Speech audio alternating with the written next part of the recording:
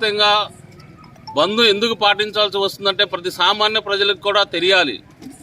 70 సంవత్సరాల నుంచి ఈ దేశ మూలవాసులమైన మమ్మల్ని అనగదొక్కే ప్రయత్నం కాకుండా మమ్మల్ని దోపిడీదారులు వ్యవస్థ వచ్చేసి మమ్మల్ని దోపిడీ దోసుకుంటూ ఉంది.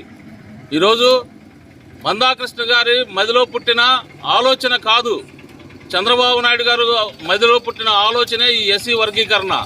ఈరోజు క్రిమినల్కి అంగీకరిస్తున్నానంటున్నాడు.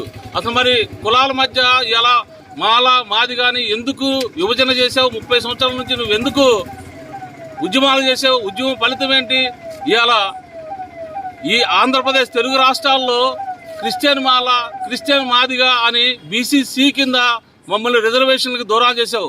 90% మేము ఎస్సీలు క్రిస్టియన్స్గా ఉంటే మీ గుళ్ళోకి రానికపోతే మీ బడుల్లోకి రానికపోతే ఆదరించి మేము వేరే తీసుకుంటే మీకు మత స్వేచ్ఛ లేదని చెప్పేసి రిజర్వేషన్స్ తీసివేశారు. దీని మీద మందాకృష్ణ ఉద్యమం చేయలా. ఎందుకు చేయలేదు? మరి ప్రొఫెసర్ వినోద్ కుమార్ లాంటి మాదిగ మేధావులు ఎంతమందో 25% ఉన్న ఈ దేశ ఎస్సీ జనాభాకి 15% ఇస్తున్నారు. ఒక క్రిమిలేర్ అనే విధానం, ఒక మున్సిపాలిటీలో పాకి పని చేసుకునే పిల్లలకు కూడా మీకు చదువుకునే హక్కు లేదంటున్నారు. మరి ఎవరైతే మీరు ధనికులు ఉన్నారో, ఎవరైతే అగ్రవర్ణ వాళ్ళు ఉన్నారో మీరు 5% ఉండి 10% రిజర్వేషన్స్ ఈడబ్ల్యూఎస్ కింద తీసుకుంటున్నారే. ఈరోజు మెడికల్ కాలేజీలో 550 సీట్లు వచ్చిన నా కూతురు సీటు రాలా, 330 వచ్చిన ఓసీ క్యాండిడేట్కి ఈడబ్ల్యూఎస్ కింద సీట్ వచ్చింది. అర్థం చేసుకోండి ఏం జరుగుతుందో. మమ్మల్ని అనగదొక్కే కుట్ర చేస్తూ ఉన్నారు కాబట్టి ఈరోజు దేశవ్యాప్తంగా బీఎస్పీ కానివ్వండి, బీమార్బీ కానివ్వండి, వీసీకే పార్టీ కానివ్వండి, మా 105 మంది చమర్ మాదిగ కులస్తులైన ఎంపీలు పిలుపునిచ్చారు. అర్థం చేసుకోండి. ఇవాళ మందాకృష్ణ గారు ఆయన మదిలో పుట్టింది కాదు.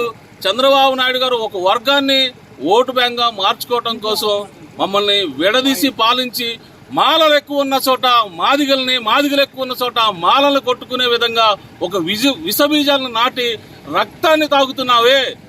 నువ్వు మా జాతికి ఏం చేసావు? ఇవాళ 80% మేము దళిత క్రైస్తవులకు ఉన్నప్పుడు మరి మీరు ఎందుకు మా గురించి పోరాడలేదు? ఎందుకు పోరాడలేదు? కాబట్టి దయచేసి అర్థం చేసుకుని ప్రజలారా, మమ్మల్ని కుట్రపూర్వకంగా అనగదొక్కే ప్రయత్నాలు జరుగుతున్నాయి. కాబట్టి ఇది జనానికి తెలియాలని మేము శాంతియుతంగా ఈరోజు తెల్లవారుజామున 4 గంటలకే ఇక్కడికి వచ్చి మేము బంద్ చేస్తున్నాం. ప్రజలారా సహకరించండి, వ్యవస్థలారా సహకరించండి, విద్యా సంస్థలారా సహకరించండి, మా బాధను అర్థం చేసుకోండి.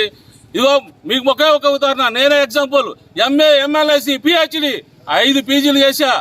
BLIC చేసిన వాళ్ళకి ఉద్యోగం ఇచ్చారు ఓసీ క్యాండిడేట్ నాగార్జున యూనివర్సిటీలో. ఛాలెంజ్ పబ్లిక్ అందరికి ఛాలెంజ్ చేస్తున్నా. నేను మరి ఇంత చదువుకున్నా కూడా మాకు ఉద్యోగాలు లేకుండా BLIC చేసిన వాళ్ళు ఓసీ క్యాండిడేట్కి ఎలా వచ్చింది?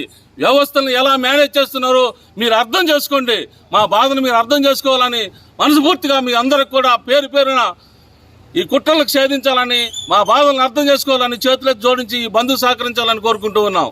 ఈరోజు భారత్ బంధు కార్యక్రమంలో భాగంగా తెనాలి డిఎస్సి, తెనాలి ఎస్సీ వర్గీకరణ వ్యతిరేక పోరాట సమితి ఆధ్వర్యంలో బంద్ చేయడం జరుగుతుంది.